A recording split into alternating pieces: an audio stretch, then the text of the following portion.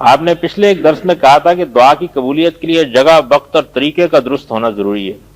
مہربانی سے اس کی وضاحت کر دیں، کیونکہ جگہ، وقت اور طریقے کی تلاش میں دعا مانگنے میں دیر بھی ہو سکتی ہے، یا پھر کئی دفعہ دعا مانگ ہی نہ سکیں گے. انسان تو اللہ تعالیٰ کو اٹھتے بیٹھتے لیٹے اگر یاد کر سکتا ہے تو پھر دعا کے لیے جگہ، وقت اور طریقے کی تلاش کا کیا مطلب ہے؟ جب کوئی بات اجمال کے ساتھ کہی جاتی ہے تو پھر اس کو ذرا تفصیل سے سمجھ لینا چاہیے، اور یہی ان کا مقصود بھی ہے.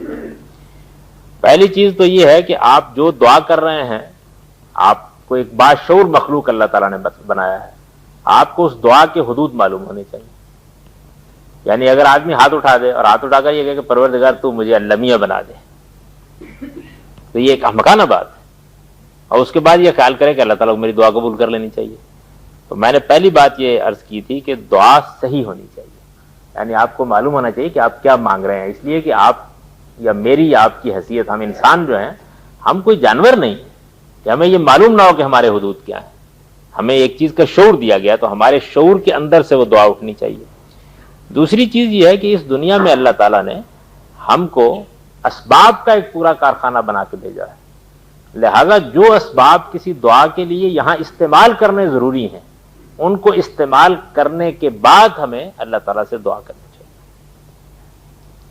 یعنی اللہ تعالیٰ سے دعا کرنے کے لیے یہ ضروری ہے کہ اسباب کو استعمال کیا جائے. اگر آپ نے ان کو استعمال نہیں کیا اور اس کے باوجود آپ کہتے ہیں کہ بس ٹھیک ہے، مطلب آپ تو اس کے لیے تیار نہیں ہیں کہ اللہ تعالیٰ نے جو یہاں بیماری کے علاج پیدا کیے ہیں آپ ان کے لیے اپنے گھر سے نکلیں، لیکن آپ کو اس بات پر اصرار ہے کہ بیماری دور ہو جائے اس کے بغیر. ان اسباب کو آپ کو روب عمل کرنا ہوگا، اس کے ساتھ جب آپ دعا کریں گے تو یہ صحیح دعا ہو جائے گی. دوسرا پہلو یہ ہے. اسی طرح یہ ہے کہ بعض مواقع ایسے ہیں جن کا ذکر قرآن میں بھی ہے، جن کا ذکر حدیثوں میں بھی ہے، جن میں اللہ تعالیٰ کا غیر معمولی کرم انسان کی جانب متوجہ ہوتا ہے. جیسے جمعے کی ایک ساعت کے بارے میں کہا گیا ہے کہ اس میں جیسے حرم ہے وہاں آپ دعا کرتے ہیں، تو یہ خیال نہ کیجئے کہ وہ جو ساتھ ہے اصل میں اس کی تلاش آدمی کے اندر خدا کی طرف رجوع کا ایک جذبہ پیدا کرتی ہے، وہ جذبہ قبولیت دعا کا باعث بن جاتا ہے. تو اس لحاظ سے وقت بھی اور جگہ بھی بڑی اہمیت اختیار کر لیتی ہے.